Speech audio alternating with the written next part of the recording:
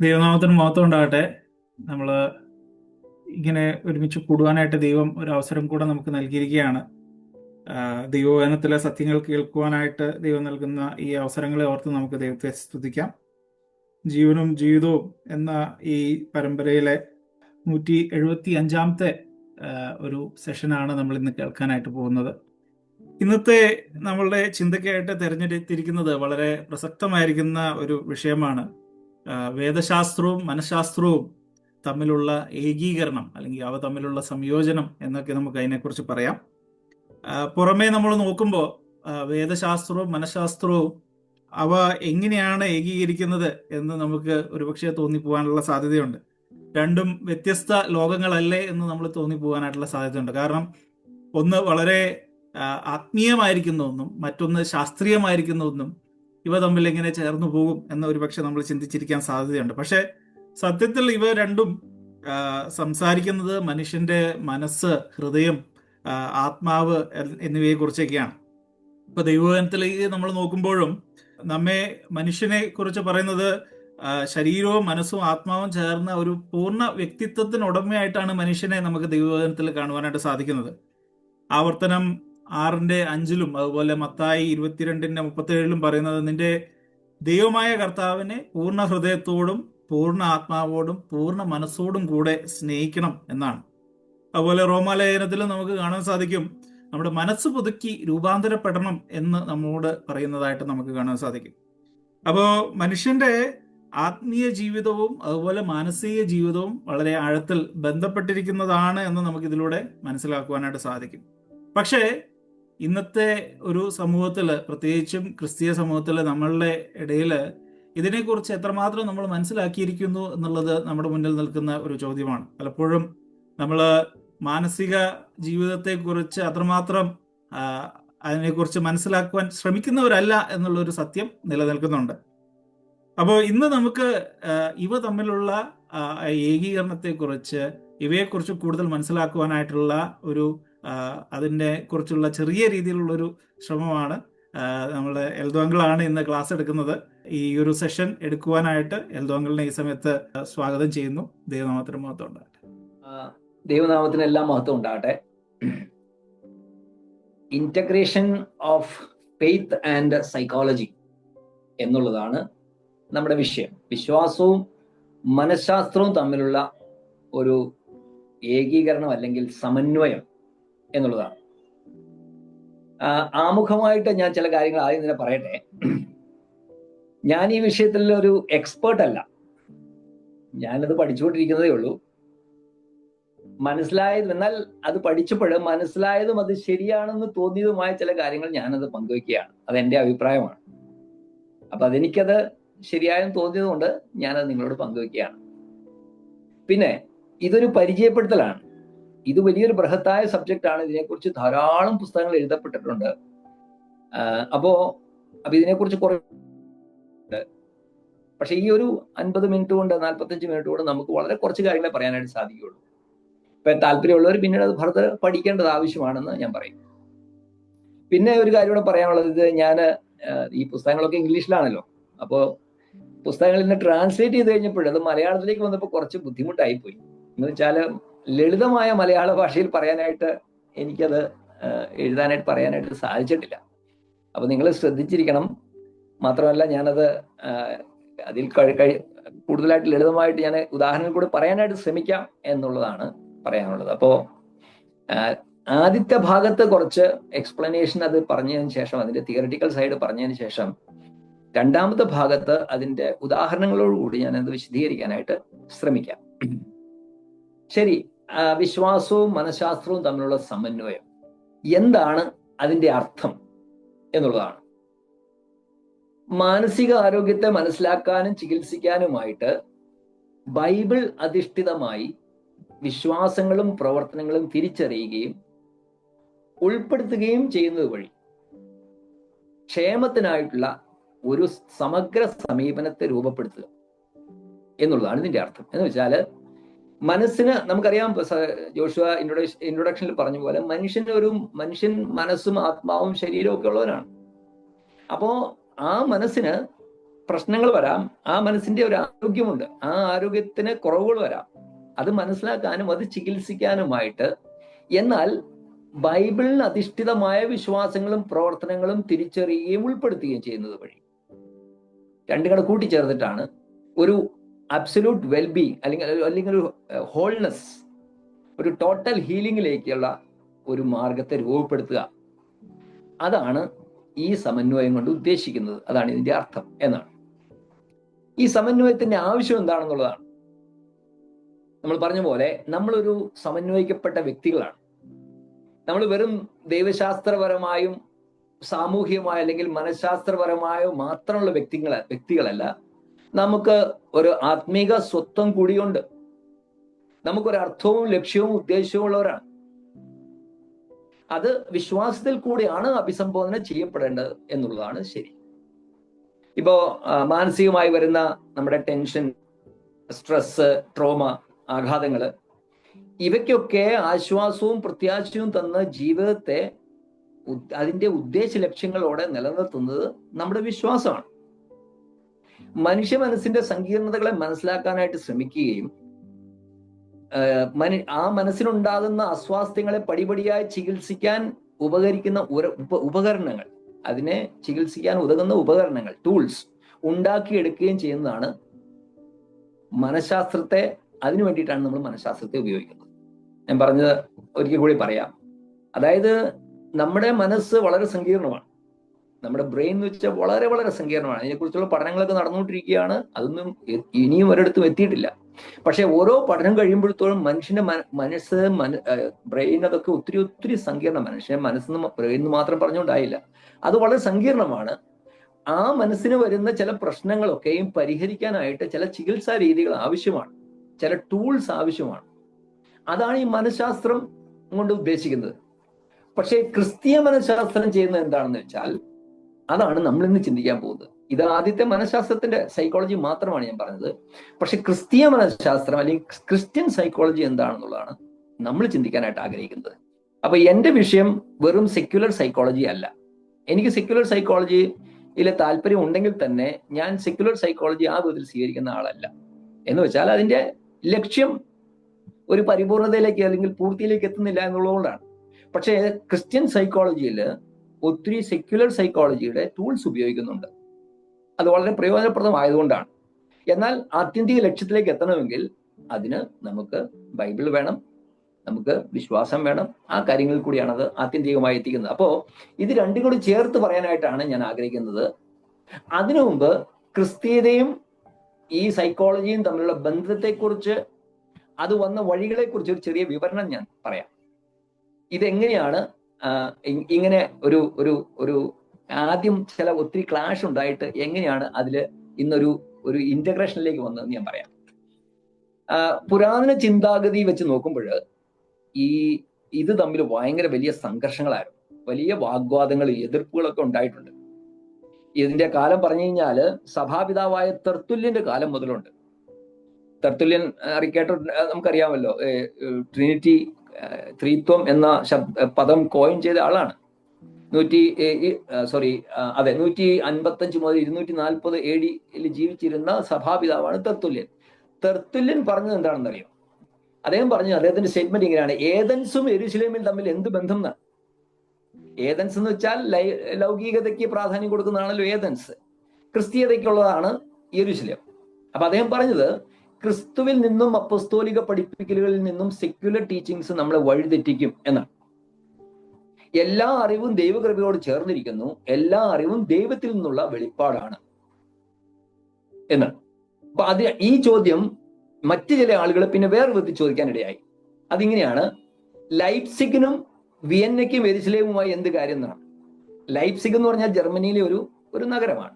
Vienna ആസ്ട്രിയയിലെ നഗരം, ആസ്ട്രിയയുടെ തലസ്ഥാനമാണ്. എന്താണെന്നറിയില്ല, ലൈപ്സിഗിന്റെ പ്രത്യേകത, ആധുനിക മനഃശാസ്ത്രത്തിന്റെ സ്ഥാപക നഗരമാണ് ലൈപ്സിഗ്. ആദ്യമായിട്ടൊരു മനഃശാസ്ത്രത്തിന് ഒരു ലബോറട്ടറി ഉണ്ടാകുന്നത് ലൈപ്സിഗിലാണ് 1879. തത്വശാസ്ത്രത്തിൽ നിന്നും ജീവശാസ്ത്രത്തിൽ നിന്നും, അതായത് ഫിലോസഫിയിൽ നിന്നും ബയോളജിയിൽ നിന്നും ഇതിനെ അടർത്തി മാറ്റി മനഃശാസ്ത്രത്തെ ഒരു പ്രത്യേക ശാഖയാക്കി, ഒരു ശാസ്ത്രീയ ശാഖയാക്കി മാറ്റിയത് അവിടെ വെച്ചാണ്. വിയന്ന സിറ്റിയിലാണ് ഈ സൈക്കോ അനാലിസിസ് തുടങ്ങിയത്. അതായത് ഒരു മനഃശാസ്ത്ര വിശകലനം തുടങ്ങിയത് അവിടെയാണ്. സിഗ്മണ്ട് ഫ്രോയിഡ് ആണ് അത് ചെയ്തത്. അപ്പോ ഈ സിറ്റികൾ മാനസിക സൈക്കോളജിക്ക് പേര് കേട്ട സിറ്റികളാണ്. അതുകൊണ്ടാണ് ചോദിച്ചത്, ലൈപ്സിഗിനും വിയന്നയ്ക്കും യെരുശലേമുമായിട്ട് എന്ത് കാര്യം? അതായത് യെരുശലേം എന്നുള്ള ക്രിസ്ത്യൻ ജീവിതത്തിന്റെയും വീക്ഷണത്തിന്റെയും കേന്ദ്രമാണ്. അതിനുശേഷം പല ആളുകളും ഇതിനെ എതിർത്തു. അതായത് ഈ ഒരു ഇന്റഗ്രേഷനെ എതിർത്തു. അതില് ജെ ആഡംസ്, നിങ്ങൾ എല്ലാവരും തന്നെ കേട്ടിട്ടുണ്ടായിരിക്കും, കൂടുതൽ പേരും കേട്ടിട്ടുള്ള ഒരു പേരാണ് J Adams. Theology of Christian counselling എന്ന പുസ്തകം എഴുതിയ ആളാണ്. 1970 അദ്ദേഹം പറഞ്ഞത് ഇങ്ങനെയാണ്: ദൈവവചനം എല്ലാ കൗൺസിലിങ്ങിനും മതിയായതാണ്. ന്യൂത്തറ്റിക് കൗൺസിലിംഗ് എന്നാണ് അത് പറയുന്നത്. ദൈവവചനം എല്ലാ കൗൺസിലിങ്ങിനും മതിയായതാണ്. സൈക്കോളജിയിൽ ആശ്രയിക്കുന്നത് ബൈബിളിന്റെ അധികാരത്തെ കുറച്ചു കാണിക്കുന്നു എന്നാണ്. പോളിസൺ എന്ന് പറഞ്ഞൊരു വ്യക്തി 2010 എഴുതിയത് ഇങ്ങനെയാണ്: മനഃശാസ്ത്ര ഉപകരണങ്ങൾ, സിദ്ധാന്തങ്ങൾ സാധാരണ ലൗകികങ്ങളാണ്. അത് ബൈബിളിലെ മാനവശാസ്ത്രത്തിന്, ബൈബിളിലെ ആന്ത്രോപോളജിക്ക് അത് വിപരീതമാണ്. എന്തിനു പറയുന്നു? നമ്മളൊക്കെ വളരെ ശ്രദ്ധയോടെ കേൾക്കുന്ന, വളരെ മാനിക്കുന്ന വ്യക്തിത്വമാണല്ലോ കഴിഞ്ഞിടയ്ക്ക് മരിച്ചുപോയ ജോൺ മക്കാർത്തർ. അദ്ദേഹം 1994 അദ്ദേഹത്തിന്റെ പുസ്തകത്തിൽ ഇങ്ങനെ പറയുന്നത്, അദ്ദേഹം പറഞ്ഞത്, സുവിശേഷത്തിന് മനുഷ്യനെ മാറ്റുവാൻ കഴിയും, പക്ഷെ മനുഷ്യന്റെ അപൂർണതയും വികലമായ സിദ്ധാന്തങ്ങളും ഇതിനെ മാറ്റുവാൻ ശ്രമിക്കുന്നു എന്നാണ്. സഭയ്ക്ക് ആത്മാക്കളെ സംരക്ഷിക്കാനുള്ള പങ്കിനെയും കുറച്ച് ഈ സൈക്കോളജി കുറച്ച് കാണിക്കുന്നത് ഇതൊരു അപകടമാണെന്നാണ് അദ്ദേഹം പറഞ്ഞത്. അപ്പൊ ഇങ്ങനെയാണ് ഒരു ക്ലാഷ്, ഒരു സംഘർഷമുള്ളത്. ആ സംഘർഷം ഇന്നും ഉണ്ട്. ഇപ്പൊ എന്നെ കേൾക്കുന്ന നിങ്ങളിൽ പലരുടെയും ഉള്ളിലും ചിലപ്പോൾ ആ ഒരു സംഘർഷമുണ്ട്. ഞാൻ അങ്ങനത്തെ ഒരു സംഘർഷം അനുഭവിച്ച ഒരാളാണ്. ഇതിന്റെയൊക്കെ ആവശ്യമുണ്ടോ? ഇത് ശരിയാണോ?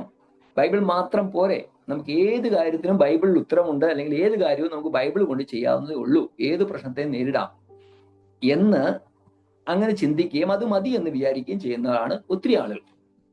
ശരി, ഞാനതിനെ നേരിട്ട് എതിർക്കുകയല്ല ചെയ്യുന്നത്, പക്ഷെ സൈക്കോളജി എങ്ങനെയാണ് സഹായിക്കുന്നത് എന്ന് പറയാൻ വേണ്ടിയിട്ടാണ് ഞാൻ എൻ്റെ കാര്യങ്ങൾ ഞാൻ നിരത്തുന്നത്. അതുകൊണ്ട് ഞാൻ ദൈവവിശ്വാസത്തിനോ ദൈവശാസ്ത്രത്തിനോ യാതൊരു വിധത്തിലും കുറച്ചു കാണിക്കാനോ അതിന്റെ വില കുറയ്ക്കാനോ ഒന്നും ഞാൻ ശ്രമിക്കുന്നില്ല. അത് ഞാൻ ഒരിക്കലും ചെയ്യുകയുമില്ല.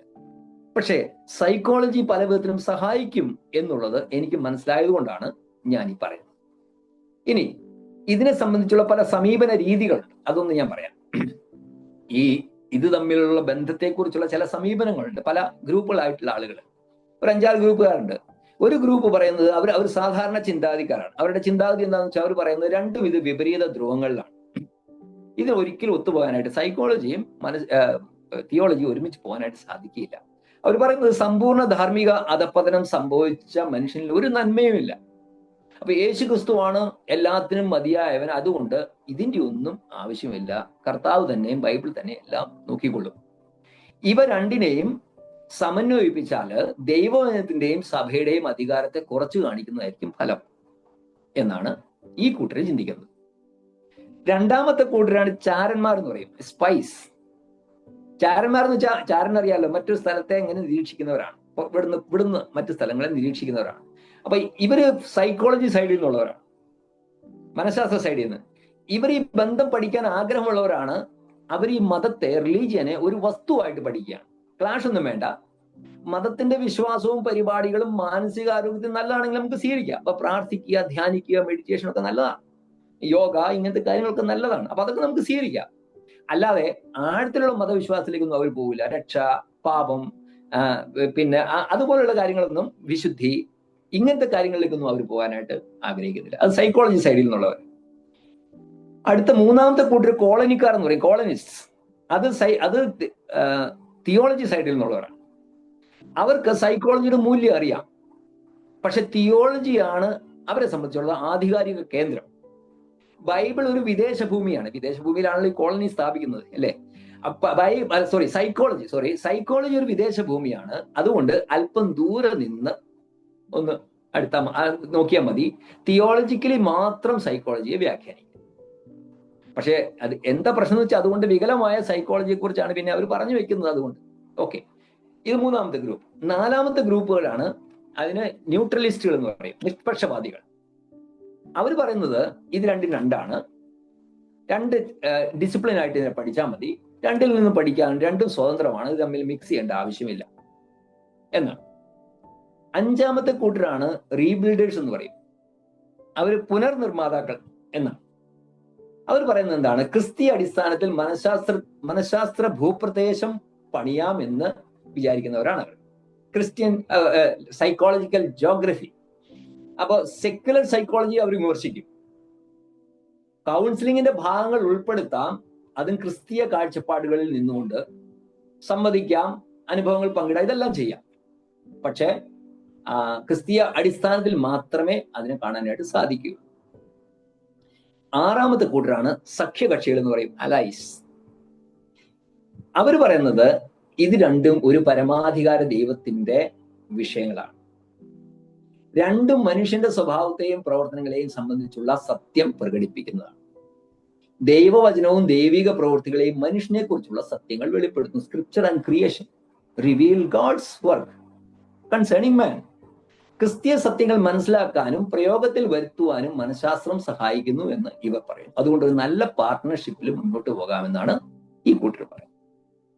അപ്പൊ ഈ തരത്തിലുള്ള പല സമീപനങ്ങളാണ് ഇതിന്റെ ഇന്റഗ്രേഷനെ സംബന്ധിച്ചിടത്തോളം ആളുകൾക്കുള്ളത് എന്ന് ഞാനൊന്ന് പറഞ്ഞേ.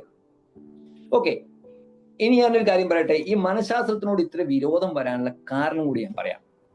എന്തുകൊണ്ടാണ് ഈ ക്രിസ്ത്യാനിറ്റിക്ക് പൊതുവെ തിയോളജിക്കൽ സൈഡിലുള്ളവർക്ക് എന്തുകൊണ്ടാണ് ഈ സൈക്കോളജിയോട് ഇത്ര വിരോധം വരാൻ കാരണം? അതിന് കാരണമുണ്ട്. അതിന് കാരണം ഇതാണ്. 1900 പല മനഃശാസ്ത്രജ്ഞന്മാരും തെറ്റായി കാര്യങ്ങൾ പഠിപ്പിച്ചു. നമുക്കറിയാമല്ലോ, രണ്ടാം ലോകമഹായുദ്ധവും പിന്നെ ഇൻഡസ്ട്രിയൽ റവല്യൂഷനും ഇതെല്ലാം ലോകത്തെ ഒത്തിരി മാറ്റിമറിച്ച സംഭവങ്ങളാണ്. മനുഷ്യന്റെ പ്രശ്നങ്ങൾ കൂടാനും മനുഷ്യന്റെ സങ്കീർണതകൾ വർദ്ധിച്ചു, കാശ് കൂടി, അപ്പൊ അതിനനുസരിച്ചുള്ള പ്രശ്നങ്ങൾ വന്നു, യുദ്ധം വന്നപ്പോൾ അതിനനുസരിച്ചുള്ള പ്രശ്നങ്ങൾ വന്നു. അങ്ങനെ കുറേ പ്രശ്നങ്ങൾ ലോകത്തിൽ വന്നപ്പോൾ ഈ പ്രശ്നങ്ങൾക്ക് പരിഹാരം ഉണ്ടാക്കാനായിട്ട് ചില ആളുകൾ ശ്രമിച്ചു. മനുഷ്യന്റെ മാനസിക അവസ്ഥയെ പഠിക്കാനായിട്ട് ശ്രമിച്ചു. പക്ഷെ ആ പഠിക്കാനായിട്ട് ശ്രമിച്ചപ്പോൾ അവർ ദൈവത്തെ മാറ്റി നിർത്തിയായി പഠിച്ചത്. സിഗ്മണ്ട് ഫ്രോയിഡിനെ കുറിച്ച് നിങ്ങൾ കേട്ടിട്ടുണ്ട്. 1939 അദ്ദേഹം പഠിപ്പിച്ചത് എന്താണെന്നറിയോ? എല്ലാ മനുഷ്യ സ്വഭാവങ്ങളിൽ നമ്മളിലുള്ള ഒരു ത്വര, ഒരു പ്രേരണയിൽ നിന്നാണ് ഉണ്ടാകുന്നതാണ്. ഒരു ഏർജ്, നമ്മുടെ ഉള്ളിൽ നിന്നൊരു ഏർജ്, ഒരു പ്രേരണ വരുന്നതിൽ നിന്നുണ്ടാകുന്നത്. എന്നിട്ട് പറഞ്ഞു വെച്ചത് പ്രത്യേകിച്ച് ലൈംഗിക പ്രേരണയിൽ നിന്നാണ് അത് ഉണ്ടാകുന്നതെന്നാണ് അദ്ദേഹം പറഞ്ഞു വെച്ചത്. അപ്പൊ അത് ക്രിസ്ത്യാനിറ്റിക്ക് സ്വീകാര്യമല്ല. അതുപോലെ തന്നെ സിഗ്മണ്ട് ഫ്രോയിഡ് ആണ് ഈ സൈക്കോ അനാലിസിസ് കൊണ്ടുവന്നത്, മനുഷ്യന്റെ ഈ മാനസിക വിശകലനം നടത്തിയത്. അദ്ദേഹം പറഞ്ഞത് അവബോധ മനസ്സിലുള്ള സ്വാധീനങ്ങള്, സ്വപ്ന വ്യാഖ്യാനങ്ങള്, ചെറുപ്പത്തിലെ അനുഭവങ്ങൾ, ഇവയിൽ നിന്നുണ്ടാകുന്ന സമ്മർദ്ദങ്ങൾ കൊണ്ടാണ് ഈ പ്രശ്നങ്ങളൊക്കെ ഉണ്ടാകുന്നതെന്നൊക്കെ പറഞ്ഞു വെച്ചു. ഇവിടെ ഒന്നും ദൈവത്തിന് യാതൊരു പ്രാധാന്യവും അദ്ദേഹം കൊടുത്തില്ല. പിന്നെ ബിഹേവിയറിസം ഉണ്ടായി. ബിഹേവിയറിസം ഉണ്ടായപ്പോഴെന്താ, ചേഷ്ടാ സിദ്ധാന്തം അല്ലെങ്കിൽ പെരുമാറ്റവാദം എന്നാണ് പറയുന്നത്. ഈ ബിഹേവിയറിസം പറഞ്ഞ എന്താണെന്ന് അറിയോ? നിരീക്ഷിക്കാൻ കഴിയുന്ന പെരുമാറ്റങ്ങളിൽ കൂടെ മനുഷ്യന്റെയും മൃഗങ്ങളുടെയും മനഃശാസ്ത്രത്തെ വസ്തുനിഷ്ഠമായി പഠിക്കാം. അതായത് സ്വഭാവത്തിൽ കൂടെ മനുഷ്യനെ പഠിക്കാനായിട്ട് ശ്രമിക്കുകയാണ്. പക്ഷെ അവര് ഉള്ളിലുള്ള ചിന്തകൾക്കോ വികാരങ്ങൾക്കോ തുടങ്ങിയുള്ള അങ്ങനെയുള്ള ആന്തരിക പ്രതിഭാസങ്ങൾക്ക് അവർ പ്രാധാന്യം കൊടുത്തില്ല.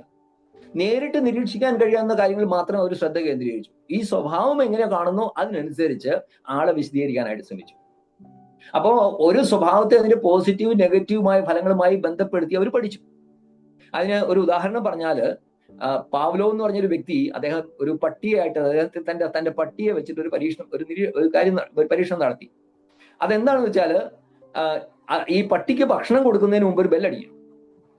ബെല്ലടിച്ച് കഴിഞ്ഞിട്ട് ഭക്ഷണം കൊടുക്കും. ഇത് പല പ്രാവശ്യം ആയി കഴിഞ്ഞപ്പോൾ പട്ടിക്ക് മനസ്സിലായി ബെല്ലടിക്കുക എന്ന് വെച്ചാൽ ഭക്ഷണം കഴിക്കുകയാണ്. അപ്പൊ ഈ ബെല്ലടിക്കുമ്പോൾ തന്നെ പട്ടിയുടെ വായിൽ ഉമിനീര് വരാം. അപ്പൊ ഭക്ഷണം കൊടുത്താലും ഇല്ലെങ്കിലും എപ്പോ ബെല്ലടിച്ചാലും പട്ടിയുടെ വായിൽ ഉമിനീര് വരും. അപ്പൊ ഈ എന്താ പറയുന്നത്, ഈ സ്വഭാവത്തെ വെച്ചുകൊണ്ട് അദ്ദേഹം കാര്യങ്ങളെ വിശദീകരിക്കാനായിട്ട് ശ്രമിച്ചു. ഇങ്ങനെയാണ് നമ്മുടെ സ്വഭാവത്തിൽ നിന്നാണ് നമുക്ക് നമ്മളെ മനസ്സിലാക്കാനായിട്ട് സാധിക്കുന്നത് എന്ന് അവർ പറഞ്ഞു വെച്ചു. പിന്നീടാണ് ഹ്യൂമനിസം വന്നത്. ഹ്യൂമനിസം എന്ന് വെച്ചാൽ മാനവികത. നമുക്കറിയാം, മാനവികത എന്ന് പറഞ്ഞാൽ വ്യക്തി സ്വാതന്ത്ര്യത്തിന് ഒത്തിരി പ്രാധാന്യം കൊടുത്ത സമയമാണ്. സ്വന്തമായിട്ട് തീരുമാനിക്കാം, ലക്ഷ്യം തീരുമാനിക്കാം, ജീവിതത്തെ നിയന്ത്രിക്കാം, യുക്തിചിന്തകൾക്ക് ഒത്തിരി പ്രാധാന്യം. അതും നമുക്കറിയാം, ബൈബിളിന് വിരുദ്ധമായി അവർ കാര്യങ്ങൾ പറഞ്ഞു വെച്ചു. അപ്പൊ ഇതുകൊണ്ടൊക്കെ ഇതുപോലുള്ള പല സിദ്ധാന്തങ്ങളും ദൈവത്തെ മാറ്റി നിർത്തി ബൈബിളിന് വേണ്ട പ്രാധാന്യം കൊടുത്തിട്ടില്ല. അതുകൊണ്ട് സ്വാഭാവികമായിട്ടും ക്രിസ്തീയ വിശ്വാസികൾ സൈക്കോളജിക്ക് എതിരായി തീർന്നു. അതങ്ങനെയാണ് അവർ ചെയ്തത്. പക്ഷേ മഹാനായ അഗസ്റ്റിൻ പറഞ്ഞ ഒരു ഒരു വാക്യമുണ്ട്, ഒരു സ്റ്റേറ്റ്മെന്റ് ഉണ്ട്. All truth is God's truth എന്നാണ്. എല്ലാ സത്യങ്ങളും ദൈവത്തിന്റെ സത്യങ്ങളാണ്. ഇതിലെ ഈ 5 പദങ്ങൾ, all truth is God's truth, അതായത് ദൈവം, സത്യം, ബൈബിൾ, ശാസ്ത്രം ആകുന്നു എന്നുള്ള എല്ലാ വാക്യങ്ങളും എല്ലാ അന്വേഷണങ്ങളുടെയും കണ്ടെത്തലുകളുടെയും ആത്യന്തിക പൊരുത്തപ്പെടലുകൾ എന്നിവയിലുള്ള ആത്മവിശ്വാസം പ്രകടിപ്പിക്കുന്നതാണ്. അപ്പൊ പറഞ്ഞു വന്നത്, സൈക്കോളജിയിലും സത്യങ്ങളുണ്ട്, ട്രൂത്ത്സ് ഉണ്ട് എന്നുള്ളതാണ്. അത് എന്താണെന്ന് കണ്ടുപിടിക്കുക. അതെല്ലാം ശരിയാണെന്നല്ല നമ്മൾ പറയുന്നത്, ആത്യന്തികമായി ശരിയാണെന്നല്ല. അത് ആത്യന്തികമായി ശരിയായിട്ടുള്ള ബൈബിൾ മാത്രമേ ഉള്ളൂ. പക്ഷേ ഇതൊരു ശാസ്ത്രീയ ശാഖയാണ്. എല്ലാ ശാസ്ത്രീയ കണ്ടുപിടുത്തങ്ങൾക്കും അടിസ്ഥാനമായി ഇട്ടത് ക്രിസ്ത്യാനിത്വമാണെന്ന് നമ്മൾ മറക്കരുത്. ഒരു ക്രമീകൃതമായ, ഒരു നിയന്ത്രിക്കപ്പെടുന്ന ഒന്നാണ് ഈ ഉലകം, ഈ വിശ്വം എന്നുള്ള അറിവാണ് ഈ കണ്ടുപിടുത്തങ്ങളിലേക്കൊക്കെ വഴി തെളിച്ചത്. സൈക്കോളജി അതിൻ്റെ ഒരു ശാഖയായി പ്രവർത്തിക്കുന്നു എന്ന് മാത്രം.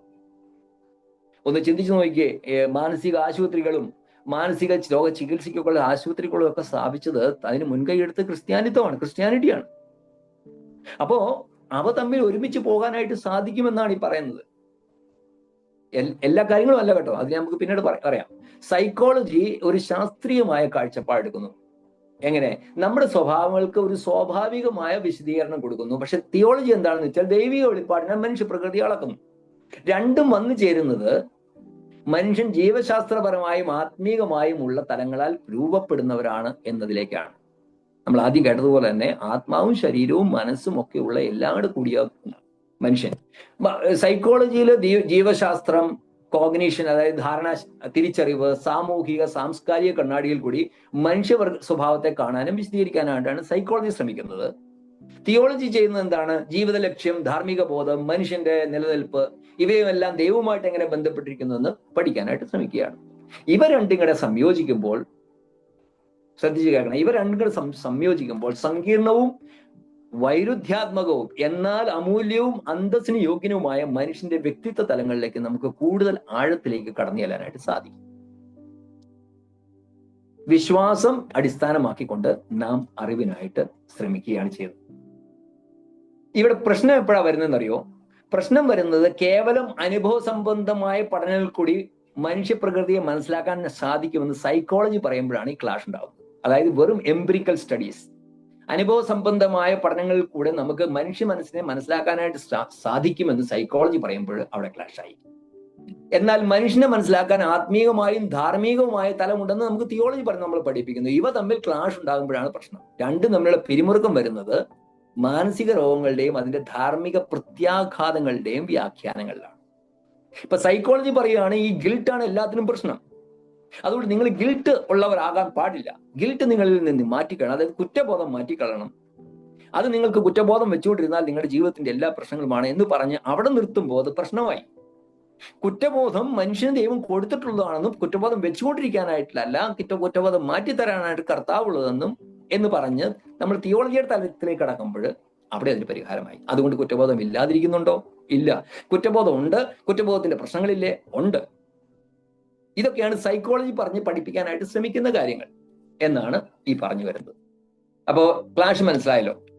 മനുഷ്യനൊരു ഭൗതിക ശരീരമുണ്ട്, സാമൂഹികമായി ബന്ധപ്പെട്ടവനാണ്, മാനസികമായി രൂപവൽക്കരിക്കപ്പെട്ടവനാണ്. അതുകൊണ്ട് ഒരു പ്രശ്ന പരിഹാരത്തിന് ശ്രമിക്കുമ്പോൾ ശരീരത്തിനെയും മനസ്സിനെയും ബന്ധങ്ങളെയും അവഗണിച്ച് ആത്മീയതയ്ക്ക് മാത്രം പ്രാധാന്യം കൊടുത്താൽ അത് പരിഹരിക്കപ്പെട്ടു എന്ന് വരികയില്ല. ഞാൻ ആത്മീയത എന്ന് പറയുമ്പോൾ അതിന്റെ കോംപ്രിഹെൻസീവ് ടേമിലല്ല, കാരണം എല്ലാം ആത്മീയമായ രീതിയിലേക്ക് നമുക്ക് കൊണ്ടെത്തിക്കാനായിട്ട് സാധിക്കും. ഞാൻ പറഞ്ഞു, ബൈബിളിലെ വാക്യങ്ങൾ മാത്രം എടുത്തുകൊണ്ട് നമ്മൾ സംസാരിക്കുമ്പോൾ ഈ കാര്യങ്ങൾ നമ്മൾ പ്രാധാന്യം കൊടുക്കാതെ അതിനെ ചിന്തിക്കാതെ പോകാനായിട്ട് പാടില്ല എന്നുള്ളതാണ്.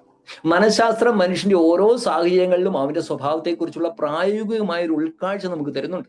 അത് ശാസ്ത്രീയമായി കണ്ടെത്തിയ കാര്യങ്ങളാണ്, വെറുതെ പറയുന്ന കാര്യങ്ങളല്ല കേട്ടോ. വെറുതെ പറയുന്ന ഒത്തിരി ഉണ്ട്, ഇല്ലെന്നല്ല ഞാൻ പറയുന്നത്.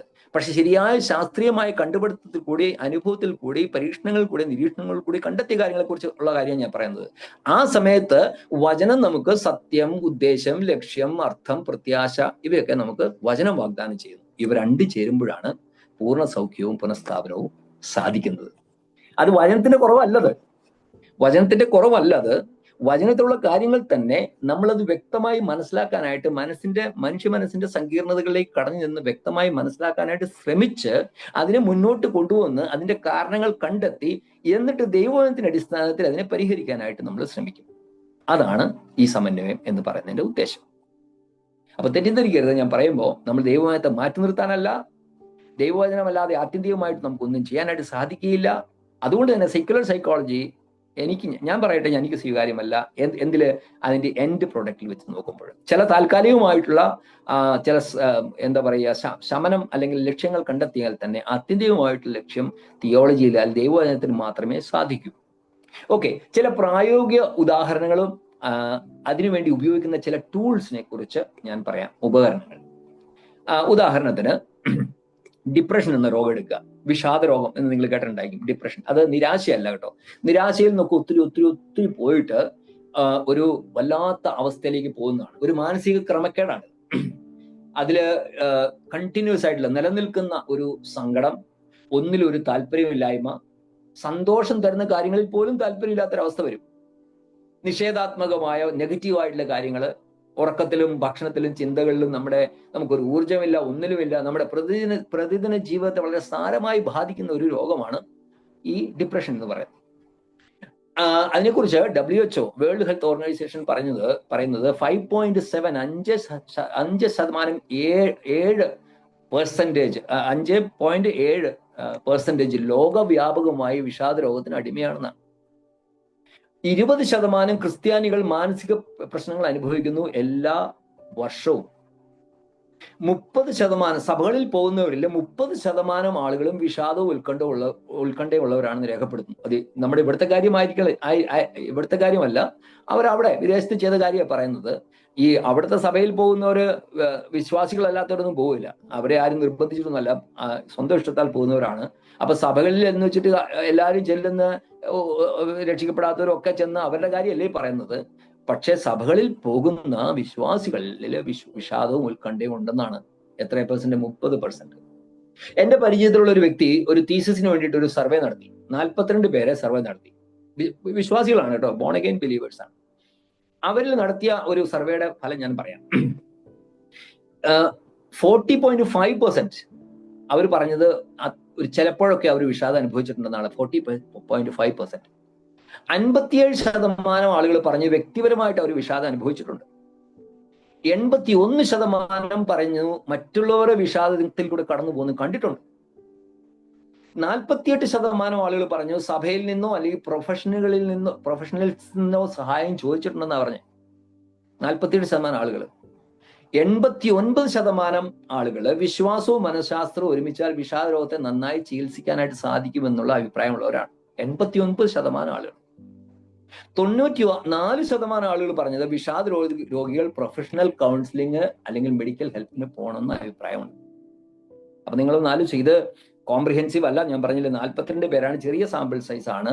പക്ഷേ തീർച്ചയായിട്ടും അതിലൊരു സത്യമുണ്ട് എന്നുള്ള കാര്യത്തിൽ സംശയമില്ല.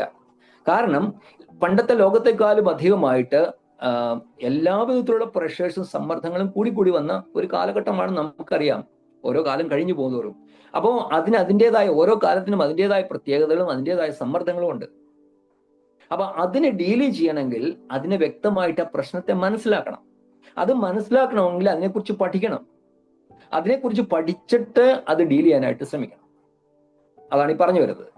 അപ്പൊ ഞാൻ ചില ടൂൾസിനെ കുറിച്ച് പറയാം. ഒരു 2 ടൂൾസാണ് മെയിൻലി ഞാൻ പറയാൻ ഉദ്ദേശിക്കുന്നത്. ആദ്യത്തെ ടൂളാണ്, അതായത് ഈ മനഃശാസ്ത്രത്തിന്റെ ടൂളാണ് ഏറ്റവും ഞാൻ പറയുന്നത്, നമ്മളെ സഹായിക്കാൻ, തിയോളജിയെ അല്ലെങ്കിൽ നമ്മളെ ഒരു വ്യക്തിയെ ഒരു ക്ഷേമത്തിലേക്ക്, ഒരു വെൽനെസ്സിലേക്ക് കൊണ്ടുവരാൻ മനഃശാസ്ത്രം എങ്ങനെ സഹായിക്കുന്നു എന്നുള്ള ടൂൾസ് വഴി ഞാനത് പരിചയപ്പെടുത്താമെന്നാണ് ഞാൻ പറയുന്നത്. ഒരു ടൂളാണ് CBT എന്ന് പറയും. CBT എന്ന് പറഞ്ഞാൽ കോഗ്നിറ്റീവ് ബിഹേവിയർ തെറാപ്പി എന്നാണ്. Cognitive behavioural therapy. അത് പല രോഗങ്ങൾക്കും വളരെ പ്രയോജനം ഉണ്ടാക്കിയിട്ടുള്ള, വളരെ നന്നായിട്ട് ഉപയോഗിക്കപ്പെട്ടുള്ള ഒരു ടൂളാണ് കേട്ടോ. പ്രത്യേകിച്ച് വിഷാദ രോഗം, ഉത്കണ്ഠ, ഉറക്കമില്ലായ്മ, സ്ട്രെസ്, ഗ്രീഫ്, ട്രോമ, മാനസിക വലിയ വലിയ ആഘാതങ്ങളൊക്കെ സംഭവിക്കുമല്ലോ.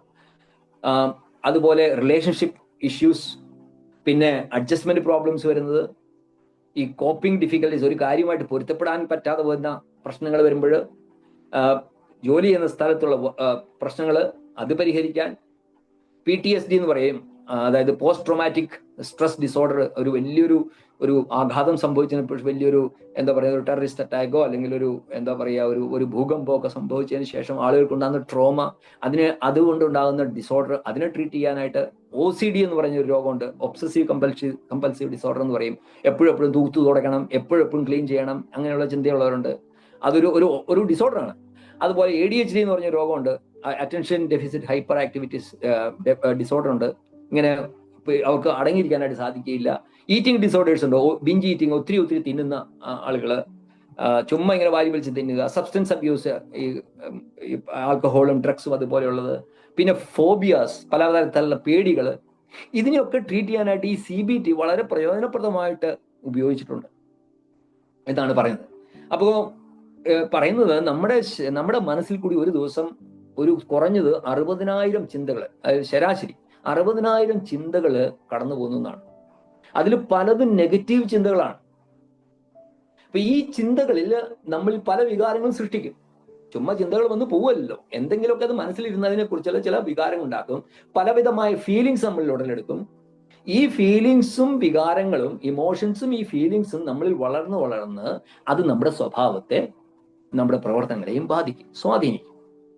അതുകൊണ്ട് സ്വഭാവത്തോട് നേരിട്ട് ഇടപെടാതെ അതിന് പുറകിലുള്ള ഫീലിങ്സിനും അതിന് പുറകിലുള്ള തോട്ട്സിനെയും ഡീൽ ചെയ്യുകയാണ് CBTയിൽ ചെയ്യുന്നത്. പറഞ്ഞു മനസ്സിലായില്ലേ? ഇത് അതായത് നമ്മുടെ സ്വഭാവത്തെ ട്രീറ്റ് ചെയ്യുന്നതിന് ഇപ്പോ ഒരു കുട്ടി ചുമ്മാ ഇരുന്ന് എന്താ പറയുക, ഒരു മീറ്റിംഗിൽ ചെന്നിരുന്ന് ചുമ്മാ കിടന്ന് അലറുകയാണ്, അല്ലെങ്കിൽ ചുമ്മാ കിടന്ന് ബഹളം ഉണ്ടാക്കുകയാണ്, അല്ലെങ്കിൽ വല്ലാതെ വാശി പിടിക്കുകയാണ്, അങ്ങനെ ഓരോരോ പ്രശ്നങ്ങള്. അപ്പോ ഇവന്റെ ഈ സ്വഭാവത്തിന് 2 അടി കൊടുക്കാം എന്ന് പറയുന്നതിന് മുമ്പ് ഇവൻ എന്തുകൊണ്ടാണ് ഇത് ചെയ്യുന്നത്?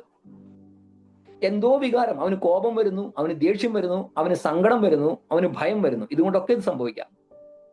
അപ്പോൾ ഇതിന്റെ പുറകിലുള്ള കാരണം എന്താണ്? അപ്പൊ ഇതാണ് അവന്റെ ഫീലിങ്സ്, അവന്റെ ഇമോഷൻസ്. അതാണ്. അപ്പൊ അതിന്റെ പുറകിൽ എന്തോ തോട്ട്സ് ഉണ്ട്. ഏതോ തോട്ട്സ് അവന്റെ ഉള്ളിൽ കടന്നു വന്നു.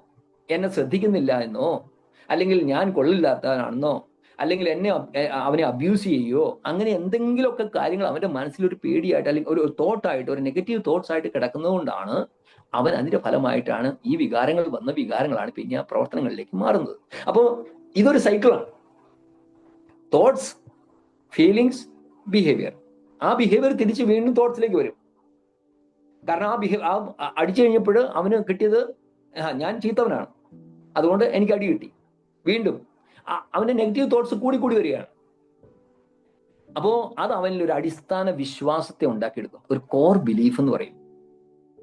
ആ കോർ ബിലീഫ് പിന്നെ രൂപപ്പെട്ട് കഴിഞ്ഞാൽ അതിനെ അൺഡൺ ചെയ്യാന്ന് പറഞ്ഞാൽ അത് എളുപ്പമല്ല. അതാണ് ഈ സൈക്കോളജി ചെയ്യാനായിട്ട് ആഗ്രഹിക്കുന്നത്. അപ്പോൾ ഒരു വ്യക്തിക്ക് ഈ വിഷാദ രോഗം പോലെയുള്ള രോഗങ്ങൾ, ഇങ്ങനത്തെ കാര്യങ്ങൾ വരുന്നതിന്റെ അർത്ഥം അവന്റെ ഉള്ളിൽ ഡീപ്പ് റൂട്ടഡ് ആയിട്ടുള്ള വളരെ അടിസ്ഥാനപ്പെട്ട ചില വിശ്വാസങ്ങൾ അവനിൽ കടന്നുകൂടി. അതിന്റെ ബഹിർസ്ഫുരണമാണ് ഈ കാണിക്കുന്നത്. അപ്പോ സ്വഭാവത്തെ നേരിട്ട് നിയന്ത്രിക്കാതെ സ്വഭാവത്തിന് കാരണമായ തോട്ട്സിനെയും ഫീലിങ്സിനെയും ഡീൽ ചെയ്യാണ് ഈ CBT ചെയ്യുന്നത്. CBT വഴി നമ്മൾ ചെയ്യുന്നത്. ആ പേര് കേട്ടുകൊണ്ട് നിങ്ങൾ പ്രത്യേകിച്ചും ചിന്തിക്കേണ്ട. ഞാൻ പറയുന്നത് ഇതാണ്. അപ്പോ ഇതിൽ നമ്മൾ ഡീൽ ചെയ്യുന്നത് അടിസ്ഥാനപരമായ വിശ്വാസങ്ങൾ അല്ലെങ്കിൽ പിന്നെ ചിന്തകളെയാണ്. ഈ അടിസ്ഥാന വിശ്വാസം പിന്നീട് ചില ഇന്റർമീഡിയറ്റ് ബിലീഫിലേക്ക് മാറും, ഒരു ഇടനില വിശ്വാസത്തിലേക്ക് മാറും.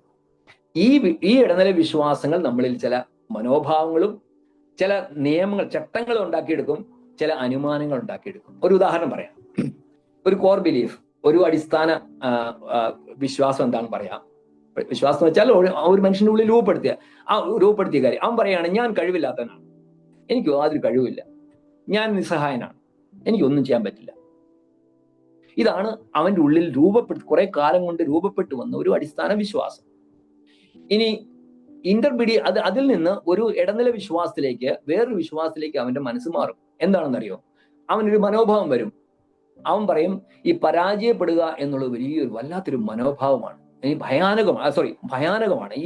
ഈ പരാജയപ്പെടുക എന്നുള്ളത് ഒരു ഭയാനകമായ കാര്യമാണ്. അതുകൊണ്ട് അവൻ ഒരു നിയമം വെക്കും. എന്താണെന്നറിയോ? വെല്ലുവിളി വലിയതാണ് എന്ന് തോന്നിയാൽ ആ ശ്രമം അങ്ങ് ഉപേക്ഷിച്ചു കൊടുക്കുക. കാരണം പരാജയപ്പെടും. അതുകൊണ്ട് അത് വേണ്ട, ആ പരിപാടിയെ വേണ്ട. അനുമാനിക്കുന്നത് എന്താണെന്നറിയോ? ബുദ്ധിമുട്ടുള്ളത് ഞാൻ ചെയ്യാൻ ശ്രമിച്ചാൽ ഞാൻ വീഴും, അതുകൊണ്ട് അത് ചെയ്യാതിരുന്നു പിന്നെ കുഴപ്പമൊന്നുമില്ല. ഇതാണ് ആ ഇടനില ഇന്റർമീഡിയറ്റ് ബിലീഫിലേക്ക് അവൻ പോകുന്നത്. അപ്പോ ഈ അടിസ്ഥാന വിശ്വാസങ്ങൾ ഒരു മനുഷ്യന്റെ ഓട്ടോമാറ്റിക് ചിന്തകളെ സ്വാധീനിക്കും.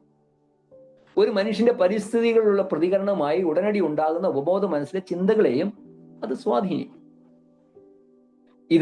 ഇതിനെ ഒരു ABC മോഡൽ എന്നൊക്കെ പറയാത്ത ഒരു ചില ഇതായിട്ടാണ്, ടെക്നിക്കലാണ്. ABC മോഡൽ എന്ന് പറയുന്നത് വെച്ചാൽ ഒരു ആക്ടിവേറ്റിംഗ് ഇവന്റ് ഉണ്ടാവും, ഒരു സജീവമാക്കുന്ന ഒരു സ്വഭാവം നമ്മളിൽ വന്നിട്ട് അത് നമ്മളിലൊരു വിശ്വാസം, ബിലീഫാണ്, ഒരു വിശ്വാസം ഉണ്ടാക്കും. അത് പിന്നെ കോൺസിക്വൻസിലേക്ക്, അതിന്റെ അനന്തരഫലത്തിലേക്ക് നയിക്കും. ഈ CBT തന്നെ ബന്ധപ്പെട്ട വേറൊരു ട്രീറ്റ്മെന്റ് ഉണ്ട്. അത് REBT എന്ന് പറയും, എന്ന് വെച്ചാൽ റാഷണൽ ഇമോട്ടീവ് ബിഹേവിയർ തെറാപ്പി എന്ന് പറയും. ഇതൊക്കെ വാക്കുകൾ ഒക്കെ ഇങ്ങനത്തെയൊക്കെ ആണെങ്കിലും വളരെ സിമ്പിൾ ആണ്. അതായത് മാനസികമായി കഠിനമായ സമ്മർദ്ദത്തിൽ കൂടി കടന്നു പോകുന്ന വ്യക്തി ഈ ചിന്തകളെ അവന് മാറ്റാനായിട്ട് സാധിക്കില്ല. നമ്മൾ അത് അവന്റെ സ്വഭാവത്തെ മാറ്റാൻ ശ്രമിക്കാച്ചാൽ നടക്കുകയില്ല. അത് അവൻ്റെ ഉള്ളില് യുക്തിരഹിതമായ ചിന്തകൾ, വിശ്വാസങ്ങളിലേക്ക് നയിക്കും. വെറും പ്രവർത്തനരഹിതമായ ഡിസ്ഫങ്ഷണൽ ബിലീഫ്സിലേക്ക് നയിക്കും. അതായത് ഇപ്പോ ഞാൻ എന്നെ കൊണ്ട് ഒന്നിനും കൊള്ളില്ല, ഞാൻ എക്സാം എഴുതിയാൽ എനിക്ക് 0 മാർക്കേ കിട്ടൂ, ഞാൻ എല്ലാ കാര്യത്തിനും കോപിക്കും, എനിക്കിതല്ലാതെ ചെയ്യാൻ പറ്റില്ല എന്നുള്ള വളരെ യുക്തിരഹിതമായ, ഈ മനുഷ്യൻ അല്ലെങ്കിൽ എൻ്റെ ഭർത്താവ് ഒന്നിനും കൊള്ളില്ല, ഇങ്ങനെയുള്ള ചില യുക്തിരഹിതമായ വിശ്വാസത്തിലേക്ക് പോവുകയാണ് ചെയ്യുന്ന ആളുകളുണ്ട്. ഇവിടെയാണ് ഈ തെറാപ്പിയുടെ ഉപയോഗം വരുന്നത്. ഇറേഷണൽ ബിലീഫ്സിനെ, അതായത് യുക്തിരഹിതമായ ചിന്തകളെ നമ്മൾ ഡീൽ ചെയ്യുന്നത് എങ്ങനെയാണെന്നുള്ളതാണ് ഇത് പഠിപ്പിക്കുന്നത്. ഈ ചിന്തകൾ വരുമ്പോൾ ആളുകൾ വളരെ പെട്ടെന്ന് പരിഭ്രാന്തരായി കഴിഞ്ഞാൽ പിന്നെ ഒരു ഒഴിവാക്കൽ രീതിയിലേക്ക് വന്നു വെച്ചാൽ ഒരു അവോയ്ഡൻസ് രീതിയിലേക്ക് പോകും. ഞാൻ ഒരു ഉദാഹരണം വീണ്ടും അത് മനസ്സിലാക്കാനായിട്ട് പറയാം. ഒരു കുട്ടി, ഇതുവരെ പഠിക്കാതിരുന്ന ഒരു കുട്ടി, 1-2 ദിവസം കഴിഞ്ഞ് എക്സാമാണ്, അവൻ പഠിക്കാനായിട്ട് വെക്കുക, പുസ്തകം എടുത്ത് വെക്കുന്നു. അവൻ നോക്കുമ്പോൾ ഫിസിക്സും കെമിസ്ട്രിയും ഒക്കെ കണ്ടിട്ട് അവന്റെ തലയാകെ പെരുക്കുന്നു. അപ്പൊ അവൻ പറയുന്നത്, ഈ പഠിച്ചിട്ട് തന്നെ ഇതെങ്ങനെ പഠിക്കും, ഇതെങ്ങനെ പഠിച്ചാൽ എങ്ങനെ എനിക്ക് പാസ്സാകാനായിട്ട് സാധിക്കും, ഞാൻ തോക്കുകയുള്ളൂ. ഇതിനകത്തൊന്നും, പക്ഷെ അവൻ വർഷം മുഴുവൻ പഠിച്ചതായിരിക്കാം, പക്ഷെ പഠിച്ചിട്ട് അവനൊന്ന് ശ്രമിച്ചു കഴിഞ്ഞാൽ, കുറച്ചു നേരം ഇരുന്ന് കഴിഞ്ഞാൽ കുറച്ച് കാര്യങ്ങൾ കിട്ടും. പക്ഷെ അവൻ പറയുന്നത്, അയ്യോ എന്നെ കൊണ്ട് സാധിക്കില്ല. അപ്പൊ പിന്നെ ആ ബാക്കി ഇടുന്ന, അപ്പൊ ഒഴിവായി കഴിഞ്ഞാൽ പിന്നെ ആ പുസ്തകം അടച്ചു കഴിഞ്ഞാൽ പിന്നെ എന്ത് ചെയ്യും? വെറുതെ ഇരിക്കാൻ പറ്റില്ല.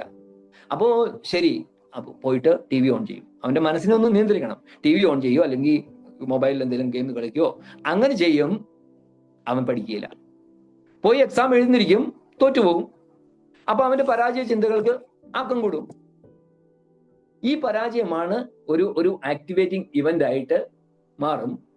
ഇത് ഒരു വ്യക്തിയുടെ യുക്തിരഹിത ചിന്തകളെ വീണ്ടും ഉറപ്പിക്കും. എന്നിട്ട് പറയും, ഞാൻ ചെയ്യുന്ന ഒന്നും ശരിയാകുന്നില്ല, അല്ലെങ്കിൽ ഞാൻ ആദ്യം പറഞ്ഞ പോലെ എനിക്ക് ബുദ്ധിയില്ല, ഞാൻ കഴിവില്ലാത്തവനാണ് എന്നുള്ള അടിസ്ഥാന വിശ്വാസത്തെ അങ്ങ് ഉറപ്പിക്കും. അപ്പൊ കണ്ടില്ല, ഇതൊരു സൈക്കിളാണ്. അപ്പൊ ഇത് മനസ്സിലാക്കാനായിട്ടാണ് ഈ സൈക്കോളജി ശ്രമിക്കുന്നതെന്നാണ് ഞാൻ ഈ പറഞ്ഞു വരുന്നത്. ഇതിനെ എങ്ങനെ നമുക്ക് ഡീൽ ചെയ്യാന്നുള്ളതാണ്. ആ സ്വഭാവത്തെ, എനിക്ക് ബുദ്ധിയില്ല എന്ന് പറഞ്ഞൊരു ആൾ വരികയാണെങ്കിൽ നമ്മൾ ആദ്യം ഇപ്പൊ ബൈബിൾ അനുസരിച്ച് പറയും, എടാ അങ്ങനെ പറയല്ലേ, ദൈവം നിനക്ക് ഒത്തിരി ബുദ്ധി തന്നിട്ടുണ്ട്, നിനക്ക് കഴിവില്ല എന്ന് പറയരുത്, ദൈവം നിനക്ക് ഒത്തിരി കഴിവുകൾ തന്നിട്ടുണ്ട് എന്ന് പറയാനായിട്ടാണ് നമ്മളൊക്കെ ശ്രമിക്കുന്നത്. പക്ഷെ അവന്റെ ഉള്ളിൽ ആഴത്തിൽ ആ ബോധ്യം അവിടെ കിടക്കുന്നുകൊണ്ട് അത് അവന് പറഞ്ഞാൽ മനസ്സിലാവില്ല. അന്നേരം പറഞ്ഞാൽ അവന് മനസ്സിലാവില്ല എന്നാണ് ഈ പറയുന്നത്. അവൻ പറയും, ആ ശരി, അത് എന്നോട് ഒത്തിരി പേര് പറഞ്ഞിട്ടുണ്ട്. പക്ഷെ അവൻ കേൾക്കാനായിട്ട് ആഗ്രഹിക്കുന്ന അതല്ല. അവനെ ആ വിധത്തിലേക്ക് നമ്മൾ കൊണ്ടുവരും. പക്ഷെ ആദ്യം അതിനെയല്ല നമ്മൾ ഡീൽ ചെയ്യുന്നത്. അത് വരാനുള്ള അവന്റെ ബേസിക് വന്നിട്ടില്ല. അപ്പൊ അതുകൊണ്ട് അവന് ഫ്രസ്ട്രേഷൻ ആണ്, നിരാശയാണ്. ആ നിരാശ എന്ന ഫീലിങ്സിനെ ഡീൽ ചെയ്തിട്ട് അതിന്റെ പുറകിലുള്ള തോട്ട്സിനെ, ആ തോട്ട് എങ്ങനെ വന്നു എന്ന് പറയുമ്പോൾ ചിലപ്പോൾ നമുക്ക് ഒത്തിരി പുറകോട്ട് പോകേണ്ടി വരും. അതിലേക്ക് പോകുന്ന ഒരു ശാസ്ത്രീയമായ രീതിയാണ് ഈ സൈക്കോളജി ചെയ്യുന്നത്. ഈ തെറാപ്പി എങ്ങനെ വർക്ക് ചെയ്യുന്നതെന്ന് പറയാം.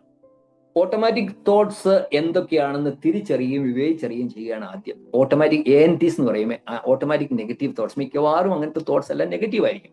അപ്പൊ ഇത് ചിന്തിച്ചു വരുന്ന ഒരു സംഗതിയല്ല, ഓട്ടോമാറ്റിക് അവന്റെ ഉള്ളിലേക്ക് വരികയാണ്. പിന്നീട് ചെയ്യുന്നത്, ഈ ചിന്തകൾ വഴി ഉണ്ടാകുന്ന വികാരങ്ങളെ, അതിന്റെ സെൻസേഷൻസിനെ തിരിച്ചറിയുകയും അതിനെ നേരിടുകയും ചെയ്യുകയാണ് പിന്നീട് ചെയ്യുന്നത്. അപ്പൊ ഫീലിങ്സിലേക്ക് പോയി.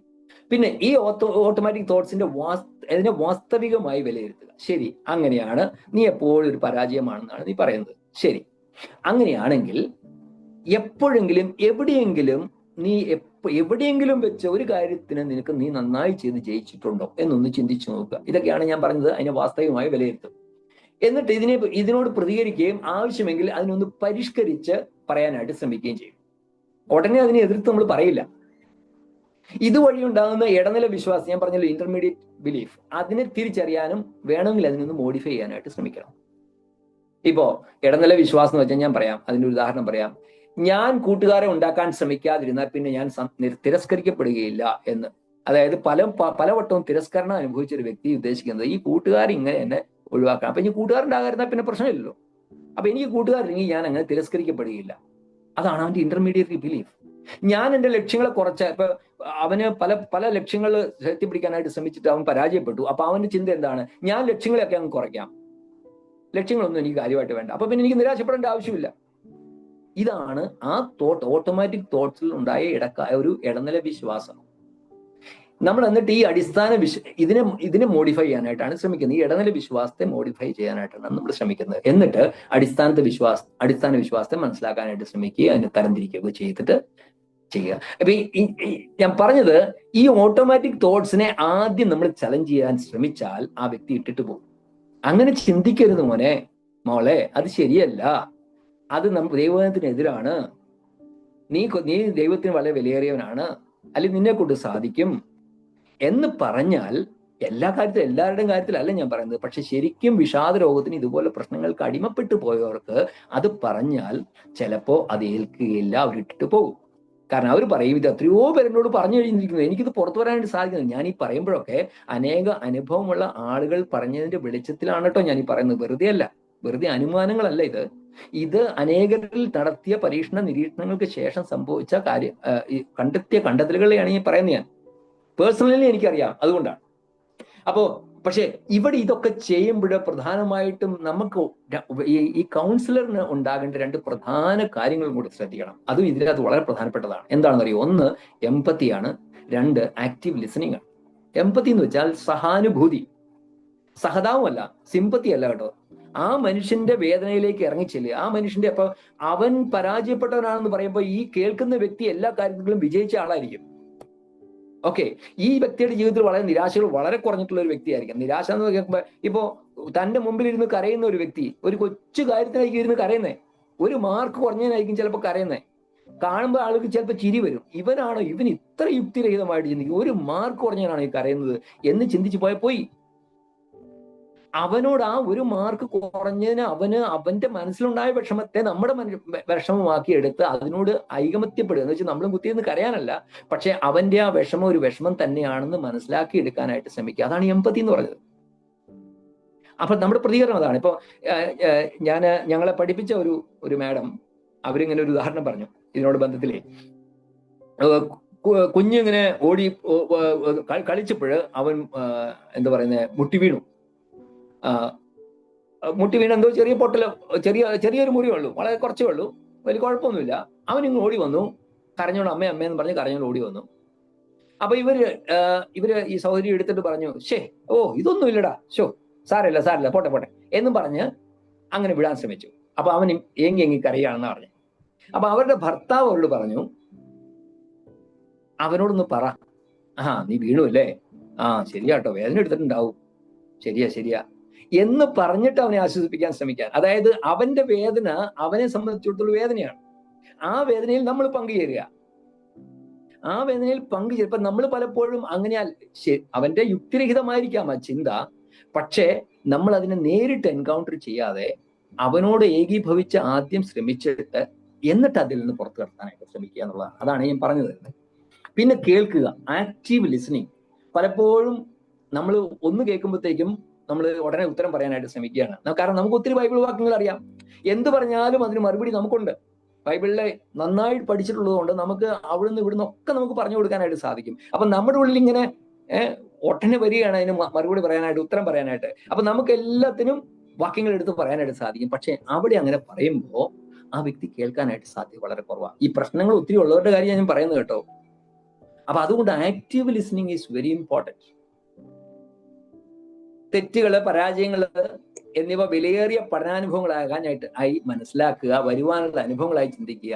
മനഃപൂർവ്വമായുള്ള ഈ വ്യതിയാനം നെഗറ്റീവ് ചിന്തകളുടെ സൈക്കിളിനെ ബ്രേക്ക് ചെയ്യും, ഒരു പോസിറ്റീവ് ട്രാൻസ്ഫോർമേഷന് കാരണമാകും. അതൊക്കെ ദൈവത്തിന്റെ വാഗ്ദാനങ്ങളോട് ചേർന്ന് വരികയും ചെയ്യും, ഒരു റിവൈവൽ ഉണ്ടാവും. അപ്പൊ അതുകൊണ്ട് അടുത്ത തവണ അദ്ദേഹത്തെ പറയേണ്ടത്, അടുത്ത തവണ നെഗറ്റീവ് ചിന്തകൾ വരുമ്പോൾ ഒന്ന് നിൽക്കണം, ഒന്ന് തിരിച്ചറിയണം, അത് എത്ര ശരിയാണെന്നൊന്ന് വെല്ലുവിളിക്കണം, എന്നിട്ട് അതിനൊന്ന് പുനർവ്യാഖ്യാനം ചെയ്യണം. പോസിറ്റീവായ, വളരെ കൺസ്ട്രക്റ്റീവായ കാഴ്ചപ്പാടിനെ കാഴ്ചപ്പാട് ഉണ്ടാക്കിയെടുക്കാനായിട്ട് ശ്രമിക്കണം. ഇതിനാണ് കോഗ്നിറ്റീവ് റീകൺസ്ട്രക്ഷൻ എന്ന് പറയും.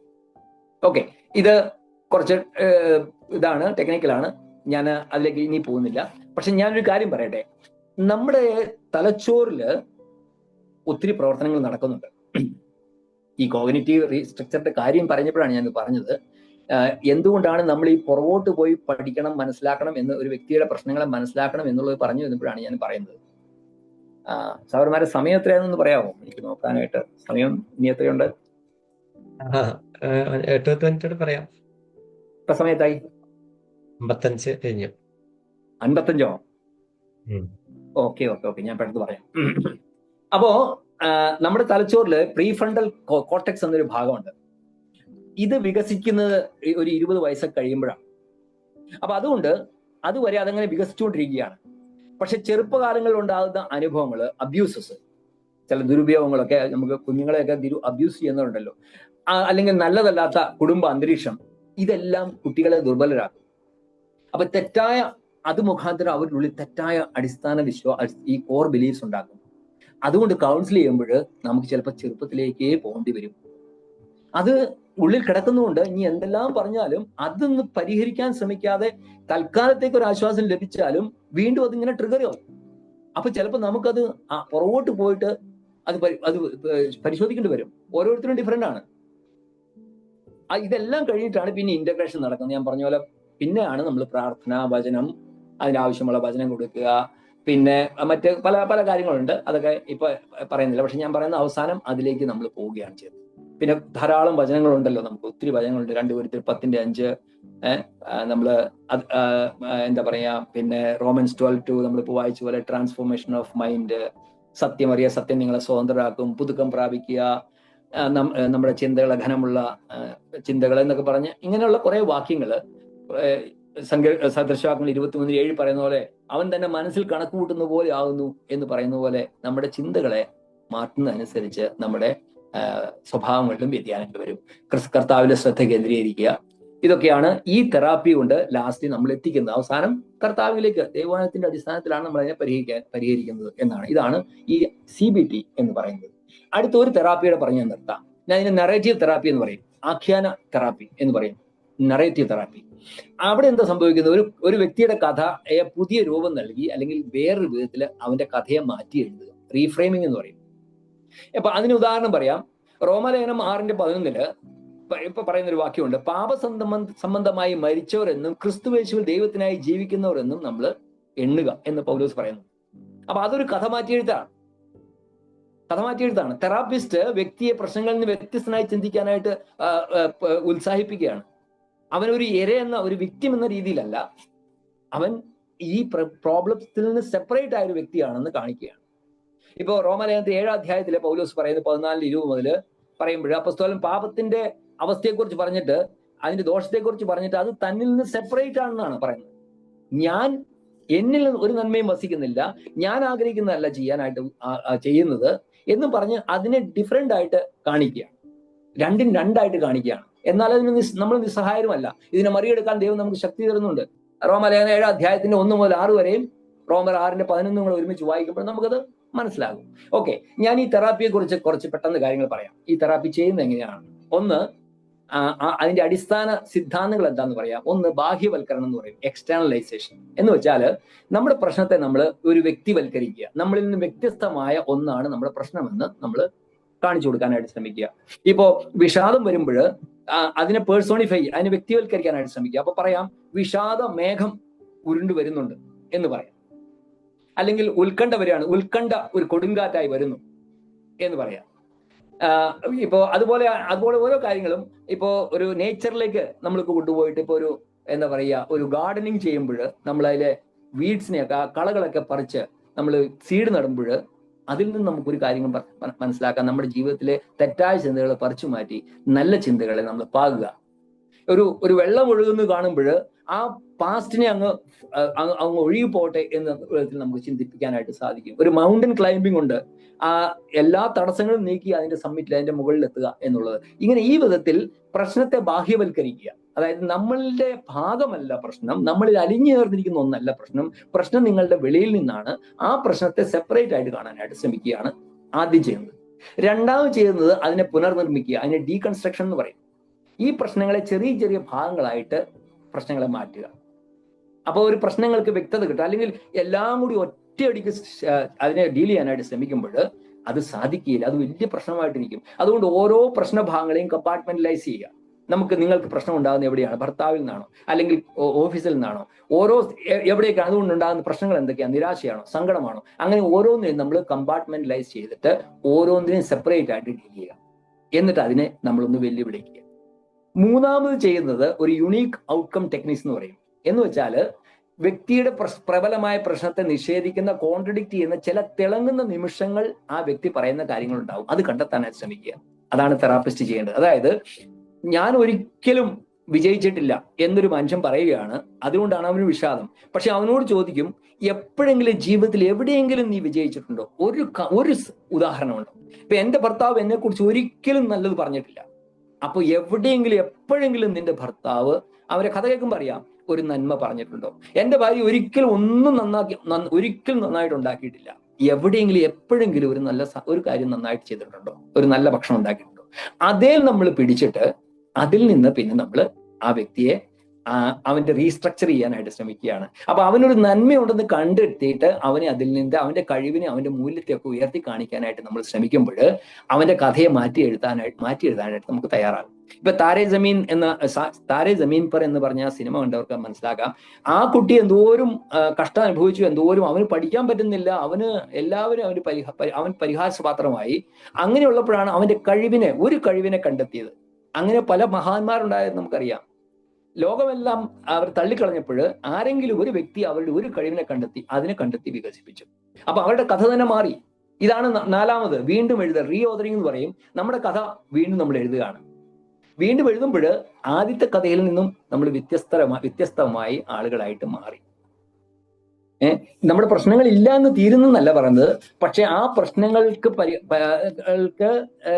ഓവർകം ചെയ്യുന്ന വിധത്തിൽ നമ്മളെ കുറച്ചുകൂടെ കഴിവും മൂല്യവും അന്തസ്സും ഉള്ളവരാക്കി മാറ്റി എഴുതുന്ന ഒരു കഥ ആയിട്ട് നമ്മുടെ ജീവിതം മാറ്റി എഴുതാനായിട്ട് ശ്രമിക്കും. ഇതാണ് ഈ ഫെസിലിറ്റേറ്റർ അല്ലെങ്കിൽ കൗൺസിലർ ചെയ്യാനായിട്ട്, അദ്ദേഹത്തെ സഹായിക്കാനായിട്ട് ശ്രമിക്കുന്ന കാര്യം. ഇതാണ് ഈ നറേറ്റീവ് തെറാപ്പി. ഇപ്പൊ ബൈബിളിൽ തന്നെ ഉദാഹരണങ്ങളുണ്ട്. ശമരിയക്കാരിയായ സ്ത്രീയുടെ കാര്യം ഒന്ന് ആലോചിച്ച് നോക്കും.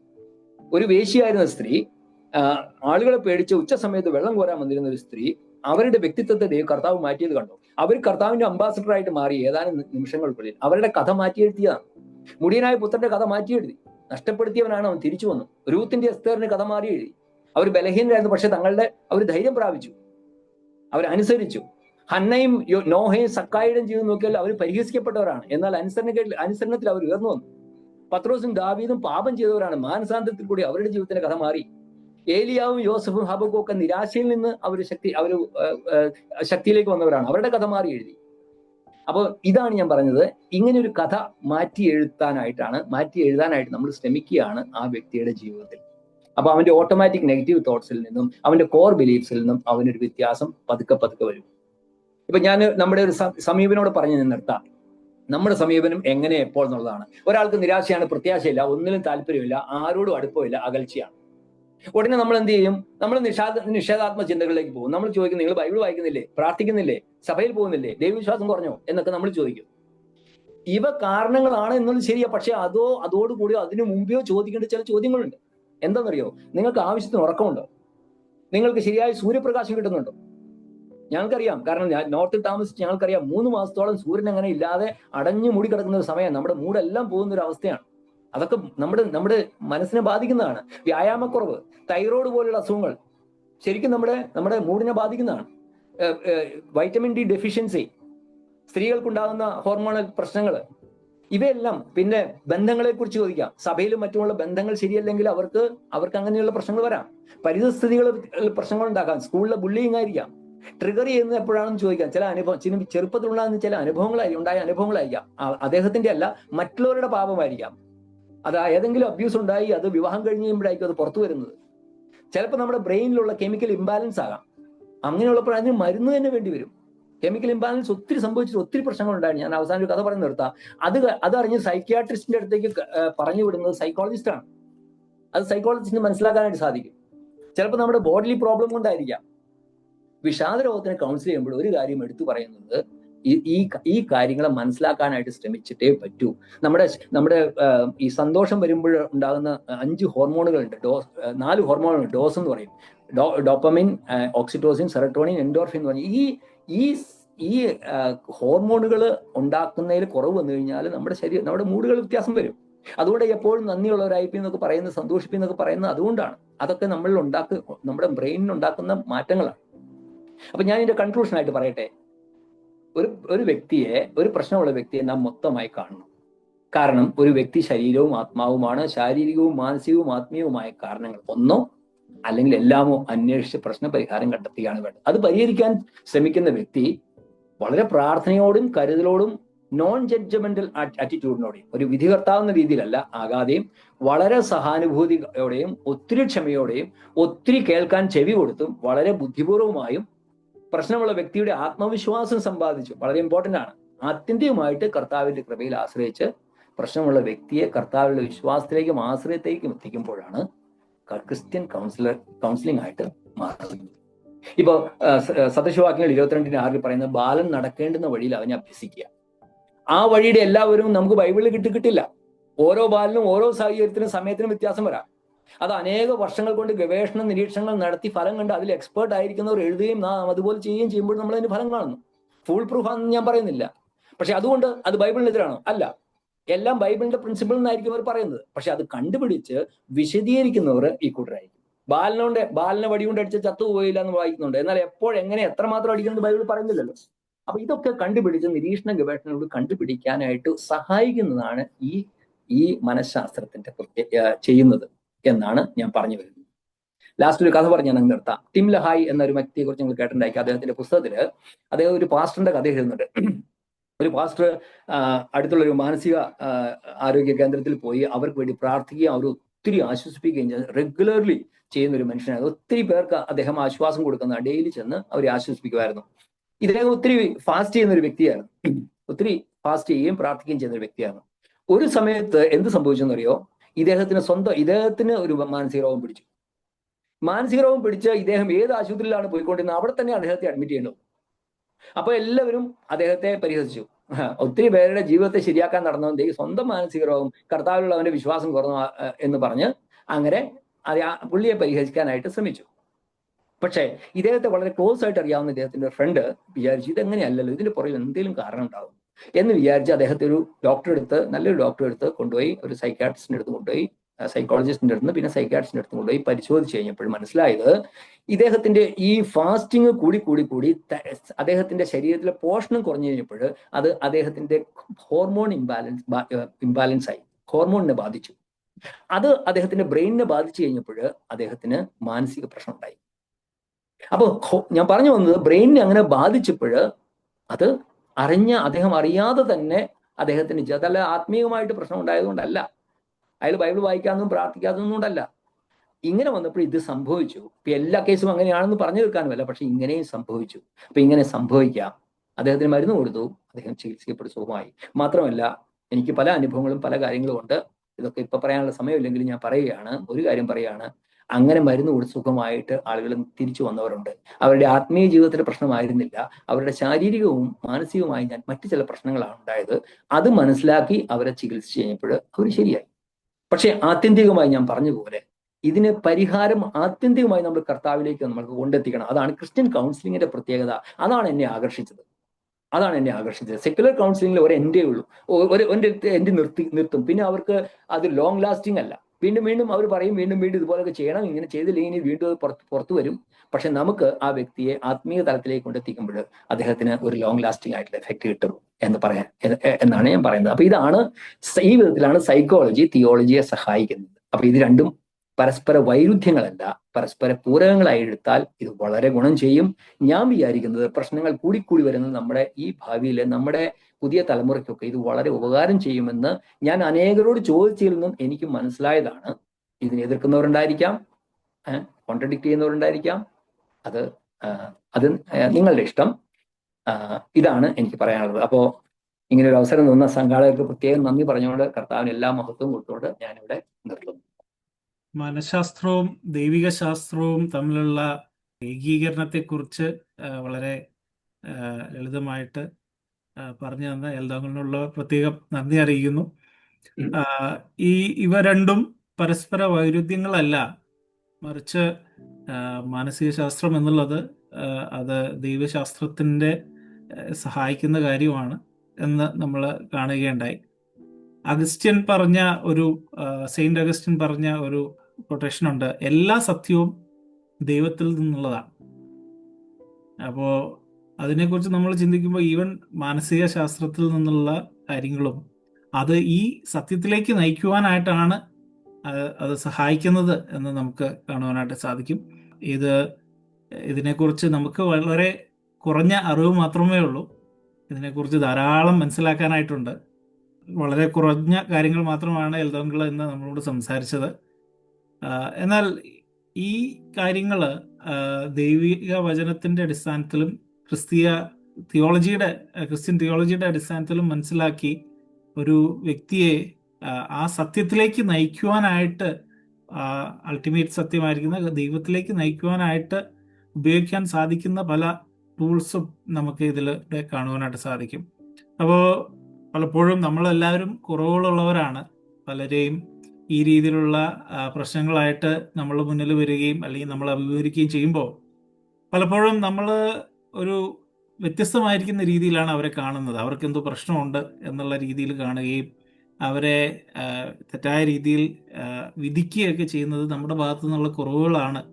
എന്നാൽ അതിനെക്കുറിച്ച് കൂടുതൽ മനസ്സിലാക്കുകയും എങ്ങനെ ഇങ്ങനെയുള്ള വിഷമങ്ങളിലൂടെ കടന്നു പോകുന്നവരെ ആശ്വസിപ്പിക്കാൻ സാധിക്കും, എങ്ങനെ അവരെ ധൈര്യപ്പെടുത്തുവാനായിട്ട് സാധിക്കും, എങ്ങനെ അവരെ ദൈവത്തിലേക്ക് കൊണ്ടുവരാനായിട്ട് സാധിക്കും എന്നൊക്കെ നമുക്ക് ഇതിലൂടെ നമുക്ക് മനസ്സിലാക്കുവാൻ സാധിക്കും. അതിന് മാനസിക ശാസ്ത്രം, മനസ്സിൻ്റെ ശാസ്ത്രം ഒരു വലിയ സഹായമായിരിക്കുന്ന ഒരു ടൂളാണ് എന്നുള്ളതാണ് നമ്മൾ ഇത് കേട്ടത്.